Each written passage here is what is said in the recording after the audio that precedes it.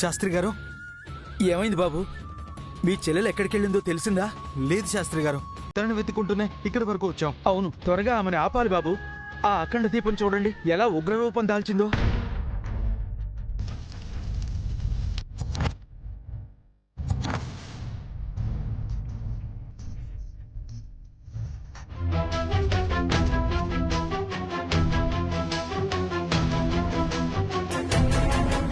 ఇది మృత్యువుకి సంకేతం బాబు.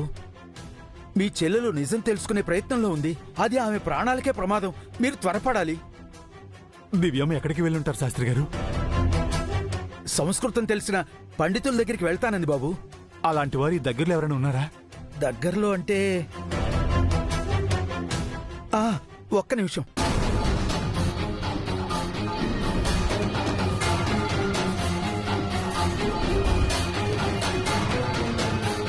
హలో రామశాస్త్రి గారు, ఏంటి చాలా కాలం తర్వాత ఫోన్ చేశారు? పంతులు గారు, మీ దగ్గరికి ఎవరైనా అమ్మాయి తాళపత్రాలు తీసుకుని వచ్చిందా? ఇందాక ఒక అమ్మాయి వచ్చింది. తాళపత్రాలను చదవమని నన్ను అడిగితే నాకు సంస్కృతం రాదని చెప్పాను. ఆమెని ఎవరి దగ్గరికైనా పంపించారా? రాములవారి విగ్రహం దగ్గర సంస్కృతం తెలిసిన పండితుడు ఉన్నాడని చెబితే ఆవిడ అక్కడికి వెళ్ళింది. ఓకే పంతులు గారు, నేను తర్వాత ఫోన్ చేస్తాను. మీ చెల్లెలు రామాలయంలో ఉంది బాబు. అక్కడ రాములవారి విగ్రహం దగ్గర ఒక సంస్కృతం తెలిసిన స్వామీజీ ఉన్నారు. ఆయన మీ చెల్లెలికి శాపం గురించి చెప్పే అవకాశం ఉంది. త్వరగా వెళ్ళండి బాబు. అవునా? సరికే సప్పదా.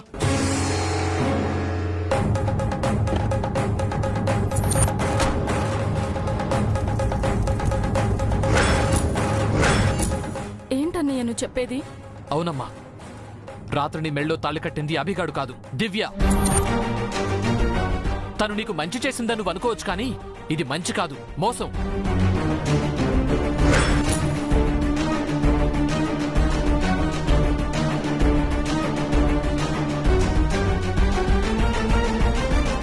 మోసం ఏంటన్నయ్య? పక్కాగా ప్లాన్ చేసి చేసిన మోసం. నన్ను నిన్ను ఆ అభిగాడి కాళ్ల ముందు మోకరిల్లేలా చేయడానికి దివ్య చేసిన కుట్ర. నేను నమ్మలేకపోతున్నానన్నయ్య. నమ్మించి మోసం చేసింది. రాత్రి తనే నీ మెళ్ళో తాళి కట్టింది. ఉదయం ఏం తెలియనట్టు నటించింది. నేను అభిగారితో గొడవ పడేలా చేసి నన్ను రెచ్చగొట్టి నీ తాళి తెంచేలా చేసింది. నేను తనపై చేయి చేసుకునేలా చేసి అభిగాడికి కోపం తెప్పించి వాడు నీ మెళ్ళో తాళి కట్టేలా చేసింది. నీకు వాడికి పెళ్లి జరిగేలా చేసింది. ఈ చాణక్యగాడికి ఇప్పుడు జ్ఞానోదయం అయినట్టుంది చంద్రిక. ఈ విషయం నేను నీకు ముందే చెప్పాను కదా. వాడు నీ మీద ప్రేమతో తాళి కట్టలేదు, తన చెల్లిని నేను కొట్టానన్న కోపంతో కట్టాడు. ఇదంతా మీ పెళ్లి చేయడానికి మంచి మనసుతో దివ్య ఆడించిన నాటకమని అందరూ అనుకుంటారు. నేను అలాగే అనుకున్నాను. కానీ ఆలోచిస్తే దివ్య కుట్ర అని అర్థం అవుతోంది. కుట్రనా? అవును. పౌడరు, మనం ఎంటర్ అవ్వాల్సిన టైం వచ్చింది. అవును చంద్రిక, లోపలికెళ్ళి ఆ కుట్ర కుతంత్రాల గురించి డీటెయిల్డ్గా చూద్దాం పద. కుట్ర ఏంటన్నయ్య? నీకింకా అర్థం కాలేదమ్మా. మీ అన్నయ్య ఆవేశంతో దివ్య మెళ్ళో తాళి కట్టాడు కదా, అదే పని దివ్య తన అన్నయ్యతో చేయించింది.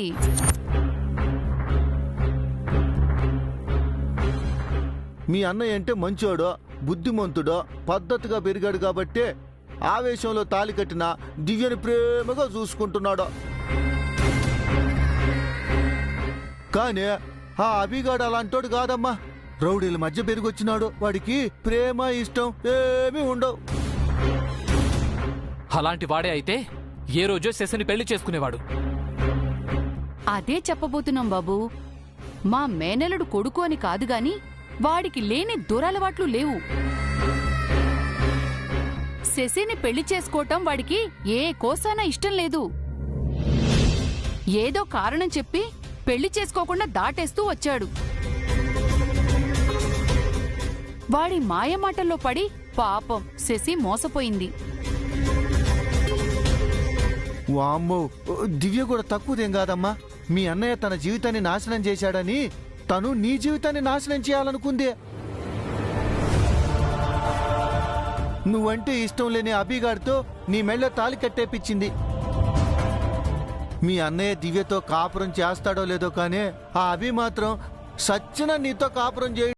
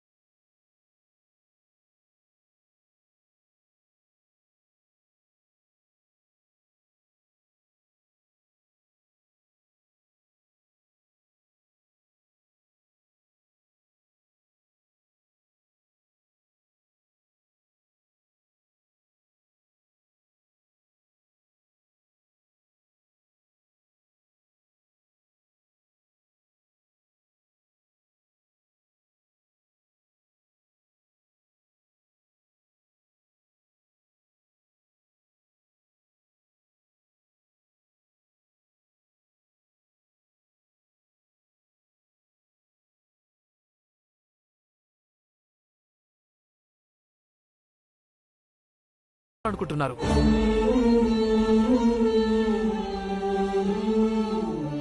మనం ఈ ఇంటికి రావడం కూడా దివ్య కుట్ర అంటే నువ్వు నమ్మగలవా? నేనే మిమ్మల్ని తీసుకొచ్చాననుకున్నాను, కానీ దివ్య మనల్ని తీసుకొచ్చింది. దీన్ని బట్టి అర్థం చేసుకో దివ్య ఎంత పెద్ద గేమరో. ఇక్కడికి వచ్చాక తను చేసిన ప్రతి పని నాటకమే, చెప్పిన ప్రతి మాట అబద్ధమే. మనం పూర్తిగా మోసపోయాం శశి.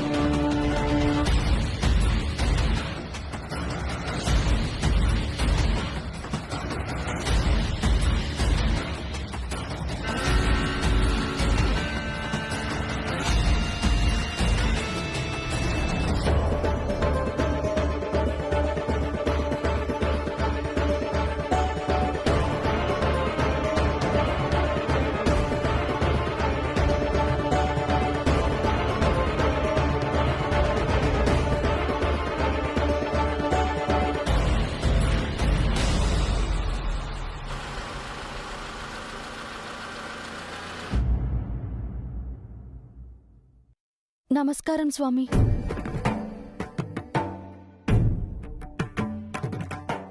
ఎవరమ్మా మీరు?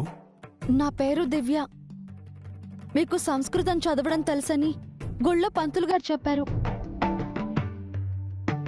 ఈ తాళపత్రాల్లో ఏముందో చెప్తారా?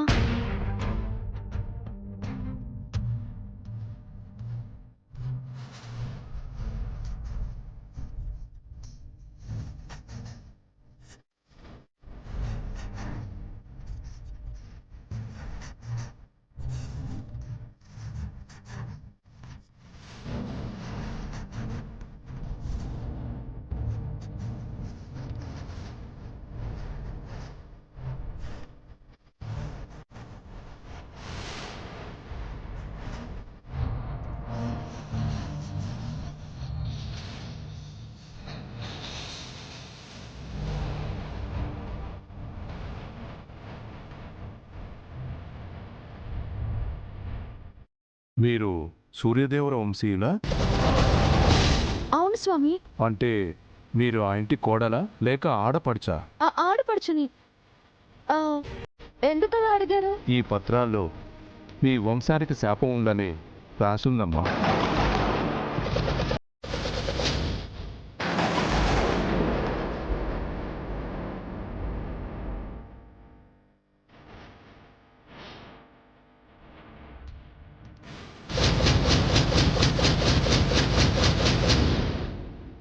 శాపం ఏంటి స్వామి? కొన్ని తరాల క్రితం మీ పూర్వీకులు చేసిన ఘోర అపరాధం వల్ల ఒక మరణ శాసనం శాపంగా మీ వంశపు నుదుటున లిఖించబడింది.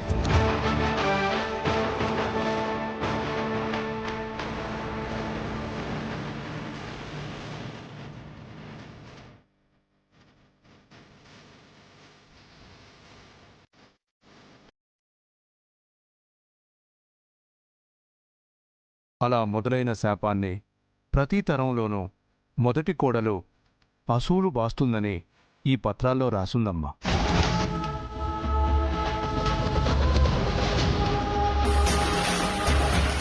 అంటే మా అమ్మ కూడా? కిందటి తరంలో శాపంతో చనిపోయిన కోడలి పేరు అలివేలు మంగతాయారు.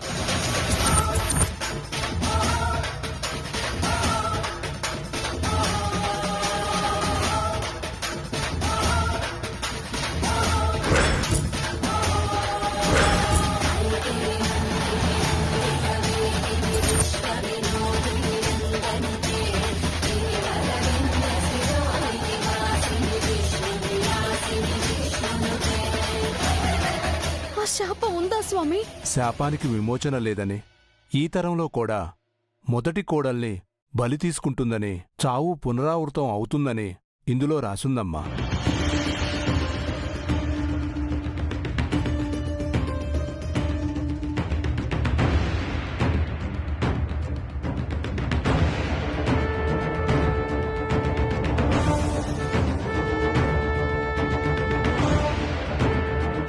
ఇది అంతం లేని మరణమృదంగమమ్మా.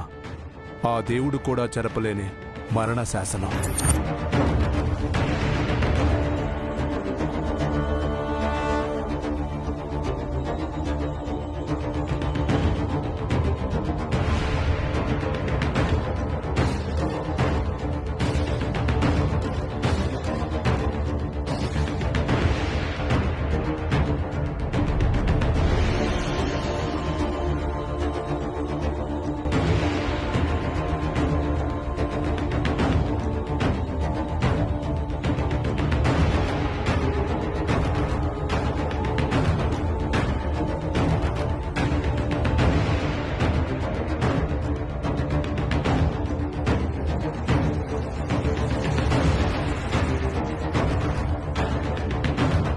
వాట్?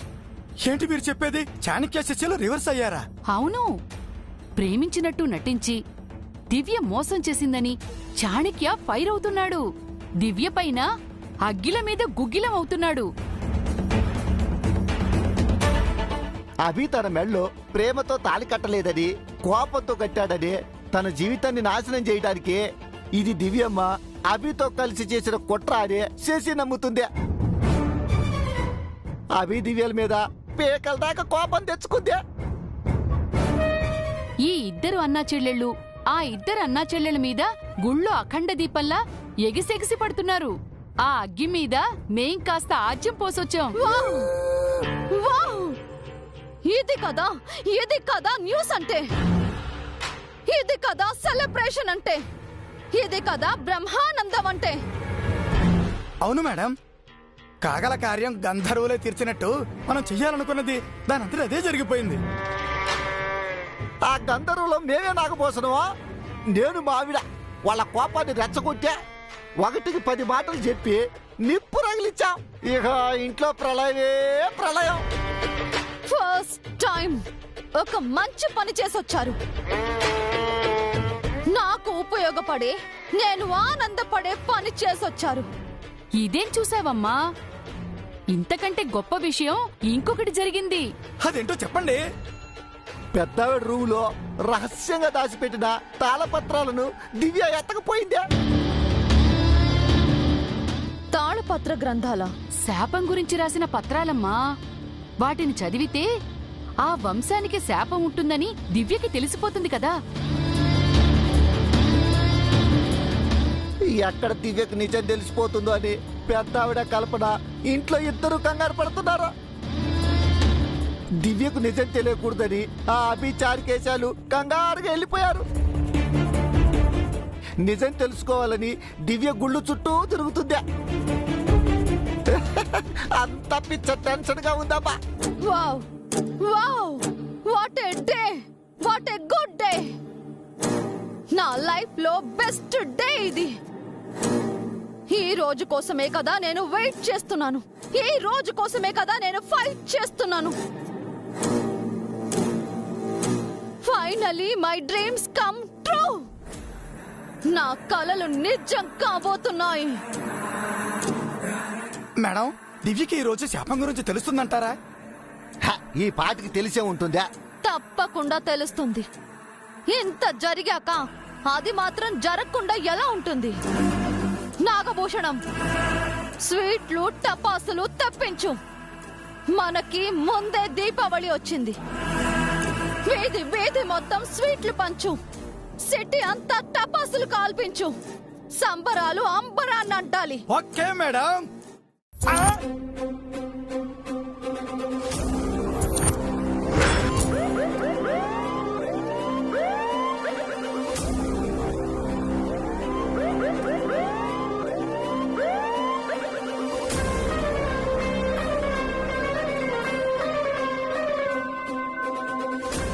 అసలు మీరు మనుషులేనా?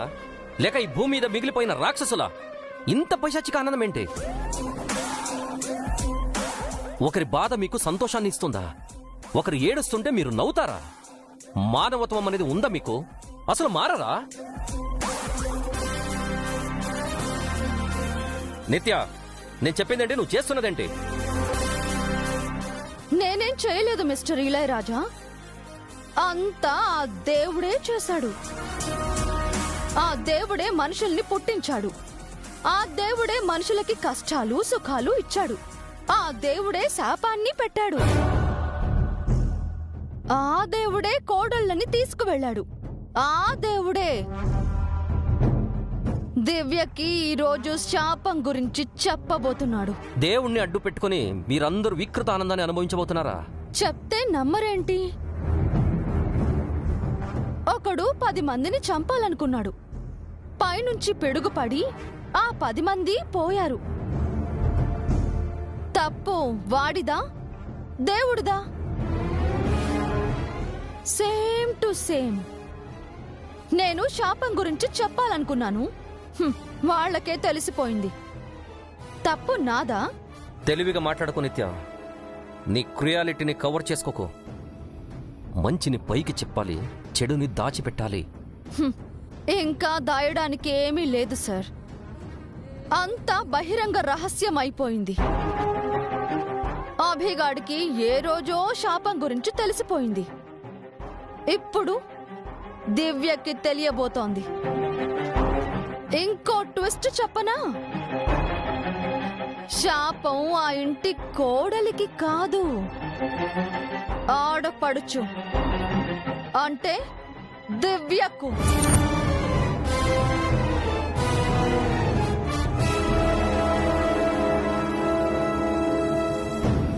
ఆ శాపం కూడా నాలాగే ఎప్పటికప్పుడు తన దారిని మార్చుకుంటుంది. పగను ఫార్వర్డ్ చేస్తుంది. మంగని చంపాలనుకున్నాను, మిస్ అయింది. దివ్యని చంపాలనుకున్నాను. శాపం కూడా మంగ నుంచి దివ్యకి షిఫ్ట్ అయింది. చూసారా? ప్రకృతి కూడా నా పగకి కోఆపరేట్ చేస్తుంది. ప్రకృతే కాదు సార్, మనుషులు కూడా నాకు హెల్ప్ చేస్తున్నారు. మనుషులంటే వీళ్ళు కాదు.